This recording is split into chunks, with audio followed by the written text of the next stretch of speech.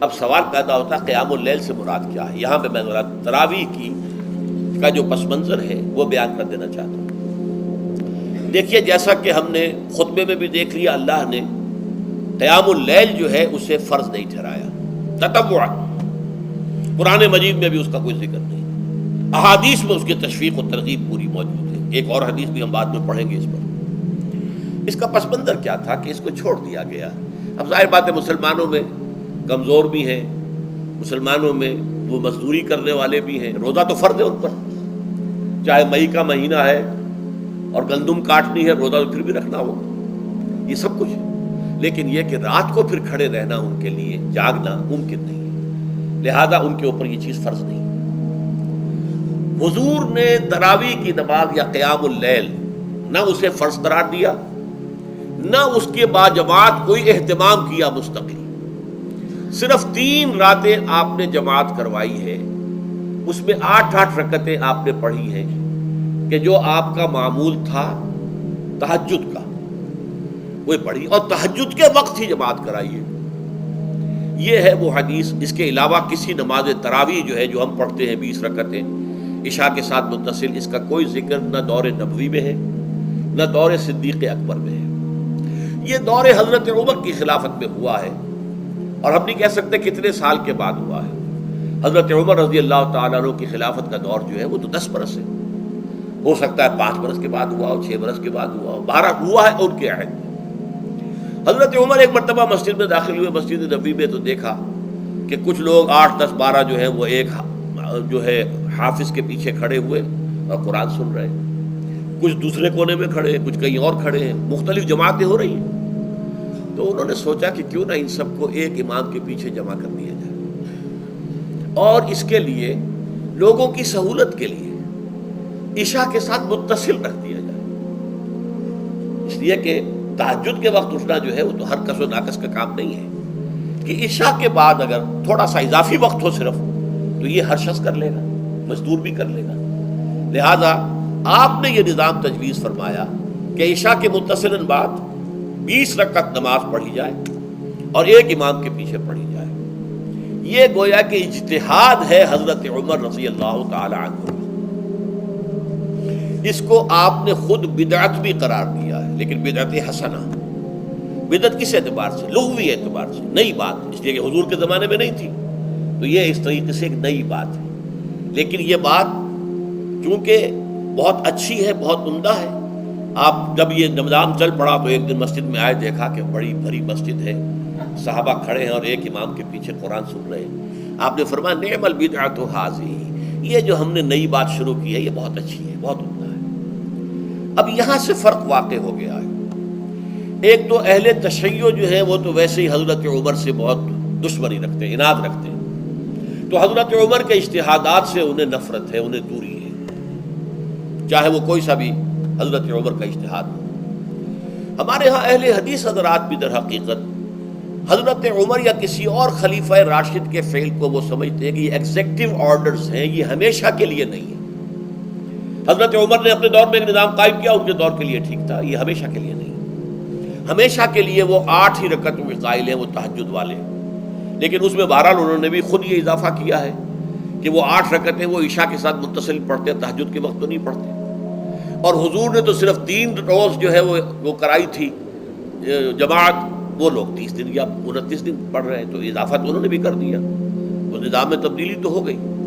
لیکن اہل سنت جو کہلاتے ہیں، ہمارے جو 4 جو ہیں، جو ہمارے مسلک ہیں، حنفی، مالکی، شافعی، حنبلی، ان کا اتفاق ہے اس پر حضرت عمر کا، کیونکہ ان کے سامنے اصول یہ ہے کہ حضور نے فرمایا علیکم بسنتی وسنت الخلفاء الراشدین المہدیین، تم پر لازم ہے کہ میری سنت کو پکڑو مضبوطی کے ساتھ، اور میرے خلفائے راشدین مہدیین جو ہیں ان کی سنت کو پکڑو۔ اس اصول سے یہ 4 فقہ جو ہیں حضرت عمر کے اجتہادات جو ہیں ان کو بھی پابندی سمجھتے ہیں کہ تمام عمر کے لیے، قیامت تک کے لیے امت مسلمہ پر ان کی پیروی لازم ہے، لہذا اس میں اجماع ہے۔ اور یہاں تک کہ یہ سب سے آخری جو اس میں مسلک پیدا ہوا ہے زمانی اعتبار سے، سب سے پہلے مسلک جو ہے حنفی پیدا ہوا ہے، پھر مالکی پیدا ہوا ہے، پھر شافعی پیدا ہوا ہے، اور پھر حنبلی آخری ہے۔ اور امام احمد ابن حنبل بہت بڑے محدث بھی ہیں. مسند احمد ابن حنبل جو ہے وہ بہت بڑی کتاب ہے، بہت اہم کتاب ہے، جامع کتاب ہے. تو ان کے ہاں بھی 20 رکعتیں ہیں. چنانچہ حرمین شریفین میں، سعودی عرب میں، مکے اور مدینہ منورہ میں جو نماز تراویح ہوتی ہے اس کی 20 رکعتیں ہیں. لیکن اہل حدیث حضرات جو ہے وہ اس 8 کے اوپر اکتفا کرتے ہیں. بہرحال یہ ایک اختلاف ہے جو میں نے اس کا پس منظر بیان کر دیا. لیکن اس 20 رکعت نماز سے ادا کرنے سے، جو کہ زیادہ سے زیادہ 50 منٹ یا 1 گھنٹہ لگتا ہے، اس سے وہ قیام اللیل کا حق ادا نہیں ہوتا. قیام اللیل کا تو کچھ اور ہی تقاضا ہے. قیام کسے کہتے ہیں؟ یہ سورہ مزمل سے واضح ہوتا ہے. یا ایھا المزمل قم اللیل الا قلیلا نصفہ او انقص منہ قلیلا او زد علیہ ورتل القرآن ترتیلا. آدھی رات یا آدھی رات سے کچھ کم، یعنی تہائی رات، یا آدھی رات سے کچھ زائد، 2/3 رات، یہ ہے قیام اللیل. چنانچہ سورہ مزمل ہی کی آخری آیت جو دوسرا رکوع مشتمل ہے جس پر، اس میں صاف کہہ دیا گیا ان ربک یعلم انک تقوم ادنی من ثلثی اللیل ونصفہ وثلثہ وطائفۃ من الذین معک. اے اللہ کے نبی، اللہ خوب واقف ہے کہ آپ بھی اور آپ کے ساتھ ایک جماعت بھی رات کو کھڑی رہتی ہے، 2/3 رات یا آدھی رات یا 1/3 رات.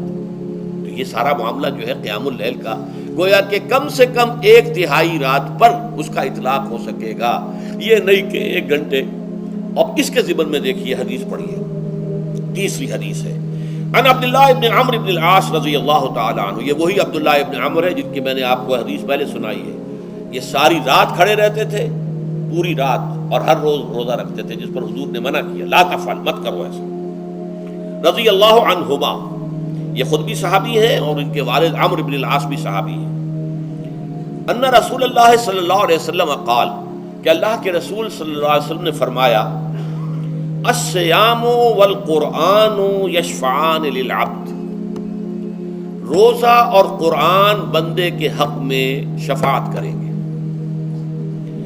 یقول الصیام، روزہ یہ عرض کرے گا اللہ کی جناب میں، اے رب پروردگار، انی منعتہ الطعام والشہوات بالنہار، میں نے تیرے اس بندے کو دن کے دوران کھانے پینے سے اور اپنی شہوت کا تقاضا پورا کرنے سے روکے رکھا، یہ میری وجہ سے روکا رہا، تو میری شفاعت اس کے حق میں قبول فرما.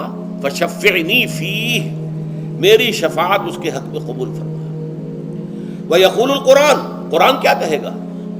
منعتہ النوم باللیل، میں نے اسے رات کے وقت سونے سے، نیند سے روکے رکھا. فشفعنی فیہ، تو اس کے حق میں میری شفاعت قبول فرما. حضور فرماتے ہیں فیشفعان، ان دونوں کی شفاعت قبول کی جائے گی. یہ ہے قیام اللیل. یہ قیام اللیل صرف تراویح کی نماز سے جو پڑھ لی جاتی ہے. اور ہمارے ہاں تو یہ ہے، وہاں کم سے کم یہ تو تھا، صحابہ کرام کھڑے ہوتے تھے تو جو قاری پڑھ رہا ہوتا تھا وہ ان کے دل میں اترتا جاتا تھا، اس کا مضمون اور مفہوم جو ہے ان کو معلوم ہے، لہذا وہ اس کی زبان سے نکلا ہوا ہر لفظ ان کے قلب کی گہرائیوں تک اتر رہا ہے. یہاں تو یہ ہے پیرٹ لائک حافظ ہے، اسے خود پتہ نہیں میں کیا پڑھ رہا ہوں. اکثر حفاظ جو ہیں وہ عالم تو نہیں ہوتے، اور جو سن رہے ہیں انہیں کچھ پتہ نہیں ہم نے کیا سنا ہے. تو ٹھیک ہے، کم سے کم ثواب تو انہیں ملے گا کہ انہوں نے وقت نکالا ہے. 1 گھنٹہ ہی اضافی صحیح، لیکن بہرحال اس کا وقت تو انہوں نے نکالا ہے، محنت کی ہے، کھڑے رہے ہیں، ثواب ملے گا. لیکن جو مقصد ہے وہ حاصل نہیں ہوتا. اس مقصد کے حصول کے لیے اول تو قیام اللیل کی کم سے کم مدت 1/3. اگر کوئی شخص فرض کیجئے کہ اس کے ہاں کوئی اور انتظام نہیں ہے، جیسا کہ ہمارے ہاں ہم نے انتظام کیا ہے بڑے بڑے شہروں میں دورہ ترجمہ قرآن، اس میں ہمیں 5 گھنٹے لگ جاتے، نصف شب کے قریب تری جو ہے معاملہ ہو جاتا. اس میں کیا ہوتا ہے کہ ہر 4 رکعت سے پہلے جو اس کے اندر پڑھا جانا ہے حصہ قرآن کا، اس کا پہلے ہم مطالعہ کرتے ہیں بیٹھ کر، ترجمہ اور کچھ موٹے موٹے نکات کی جو ہے وضاحت. پھر کھڑے ہو گئے اور قاری صاحب کے پیچھے 4 رکعتوں کے اندر وہ 4 رکوع یا جتنے بھی ہیں پڑھ لیے، سن لیے. پھر بیٹھ گئے 4 کے بعد پھر اگلی 4 رکعتوں کے اندر جو کچھ پڑھا جانے والا ہے اس کا ترجمہ، اس کی تفہیم ہو گئی، پھر کھڑے ہو گئے، پھر سن لیا. اس طریقے سے 5-6 گھنٹے میں تراویح ختم ہوئی. تو تراویح بھی ہو گئی، حضرت عمر کے اجتہاد پر عمل بھی ہو گیا، 20 تراویح ہو گئی. لیکن یہ ہے کہ اس کے ساتھ جو اصل غرض و غایت ہے قیام اللیل کی، وہ بھی حاصل ہو گئی. یہ ہم نے 17 سال پہلے شروع کیا تھا یا 18 سال پہلے، اور وہ انشاءاللہ اللہ کے فضل و کرم سے اب چل رہا ہے. بڑے بڑے شہروں میں ہو رہا ہے، لاہور میں جن مقامات پر ہو رہا ہے وہ تازہ جو ندائے خلافت ہے اس کے اندر آپ اس کی فہرست دیکھ لیں. کراچی میں تو اس سے غالباً 3 گنا مقامات کے اوپر وہ کام ہو رہا ہے، اور دوسرے شہروں میں بھی ہو رہا ہے. تو اس سے در حقیقت وہ غرض و غایت، وہ حکمت جو ہے پوری ہوتی ہے کہ یہ دونوں چیزیں پیرلل ہیں. من صام رمضان ایمانا واحتسابا غفر له ما تقدم من ذنبه ومن قام رمضان ایمانا واحتسابا غفر له ما تقدم من ذنبه. تو صیام اور قیام جو ہے ان دونوں کا حق ادا ہو جاتا ہے.